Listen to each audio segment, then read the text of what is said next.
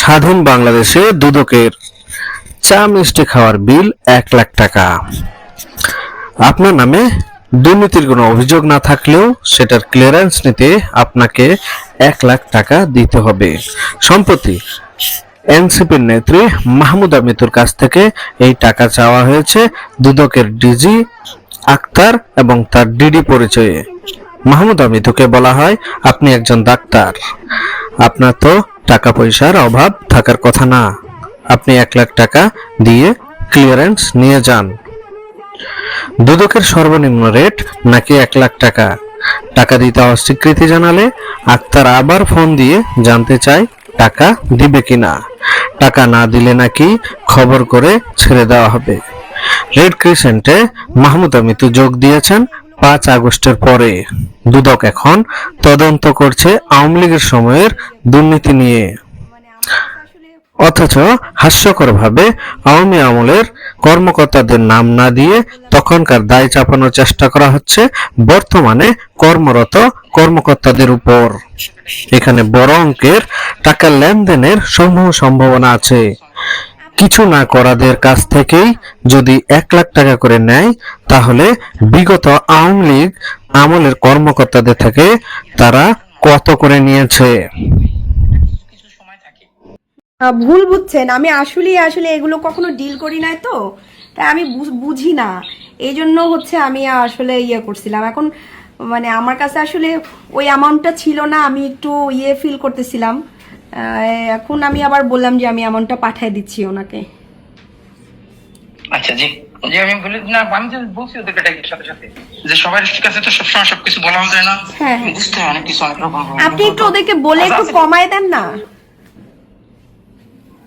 আচ্ছা আমি বলি, আমি ওনাকে বলছি যে আসলে কমাই, এরা ৮ জন মানুষ। আপনি একটা জিনিস কি, ওই এটা কিছু কিছু সময় থাকে, আপনি আমি যদি রিকোয়েস্ট করি এরা মনে করবে যে আপনার, ওরা সবসময় মনে করে বড়দেরকে ওরা দিয়েই ম্যানেজ করে আসছে। এখানে এই প্রবলেমটা খুব বেশি ফেস করতে হয়। ওরা তো জানে যে এই মামলাটা একটু কমায় দেন, একটু কমায় দেন, যেহেতু আমার কোনো অপরাধ নাই, আপনি জানেন। বলে দিছি আমি অলরেডি, যারা কমাই নাও 15 কমাই নাও বলছি আমি। 50 কমাই দিছি আমি অনেকগুলাই, মানে আপনার 50টা ভাই, একটু যদি 10-20 এর মধ্যে হয় এটা সম্ভব। 35 বলে দিছি, 35। ওকে, ঠিক আছে। ওই যে আপনার এর কাছে পাঠিয়ে দেন, আপনি ওর কাছে পাঠিয়ে দেন বলে দিছি আমি। ওকে, ঠিক আছে। ওয়ালাইকুম আসসালাম। ওই যে লোক পাঠাচ্ছি আমি, আপনি যেহেতু দিতে চাইছেন ক্লিয়ারেন্স নিয়ে, একটু কমে যদি একটু দিয়ে দেন তাহলে একটু ভালো হতো। আমি আর আসলে ঝামেলার মধ্যে যেতে চাচ্ছি না। আক্তার সাহেবের সাথেও কথা হয়েছে। জি, আমি দেওয়ার জন্য পেপারস তো আমি সবকিছু করে রেডি করে রাখছি, তো এখন আমি কি করতাম আমাকে বলে না। এখন আপনারা শুনেছেন, অসুবিধা না, আপনার কথা শুনেছেন, আপনার ভালো লাগছে। আমি আপনার হয়তো কোনো উপকারে আসিনি, এই জন্য আপনার কথা শুনেছেন। না, শুনাই নাই। আমি বলছি যে আমি তো কিছু করিনি ভাই, আমি এখানে মাত্র নতুন আসছি। এখন ১,০০,০০০ টাকা তো আমার পক্ষে দেওয়া সম্ভব না। হ্যাঁ, তো অল্প যদি কিছু, আপনারা বলছেন চা মিষ্টির কথা, চা মিষ্টিতে তো আসলে ১,০০,০০০ টাকা হয় না। আমাকে যদি অল্পের মধ্যে দিতেন তাহলে আমি এখনই লোক পাঠিয়ে দিতাম, অথবা বিকাশ নাম্বার দিলে বিকাশ দিয়ে দিতাম। আপনার লোক আসছে না এখানে? এখন ওর কাছে তো অত টাকা নাই। আপনি আবার লোক পাঠাবেন কেন? ওর কাছে পাঠালে আমার কাছে পাঠাবেন কেন? ওর কাছে পাঠান, সমস্যা কি? ওর কাছে পাঠিয়ে দিব। তাহলে ওর কাছে কত দিব? ওকে বিকাশ করে দেই কেন? স্যার কি বলছে আপনাকে? স্যার কিছু বলছে আপনাকে? না, উনি তো রেগে গেছেন। আমি যে বললাম শেয়ার করতে পারতেন, আপনি আমাকে শেয়ার করতে পারতেন। না, আমি তো বুঝতে পারিনি ভাই, আমি তো বুঝতে পারিনি।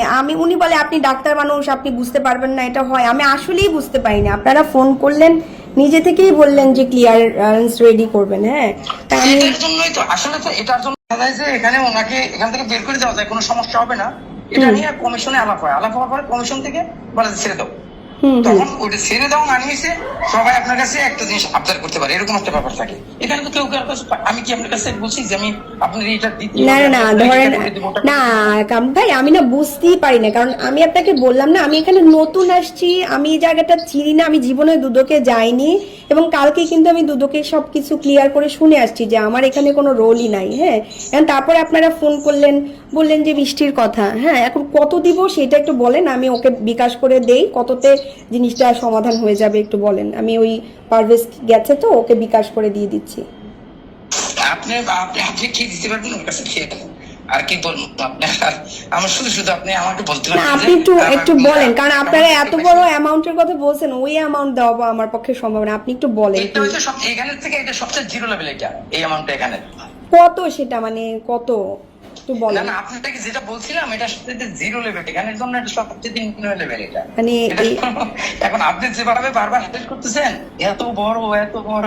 1 লাখ টাকা আমার কাছে ভাই অনেক বড়, 1 লাখ টাকা আমার কাছে অনেক বড়। আমি জীবন মানে আমার জীবনে কোনো হালাল হারাম ইনকাম নাই, তো আমার কাছে অনেক বড়। এখন আপনি বলেন আমার কাছে 10 দুইজনের উপরে ভিত্তি করে বলা হয়েছে। এখন না দুইজন একটা আটটা সে বুঝবে, এখন আমারটা আপনি আমাকে বলেন, আমি সেটা আপনাকে দিয়ে দিচ্ছি।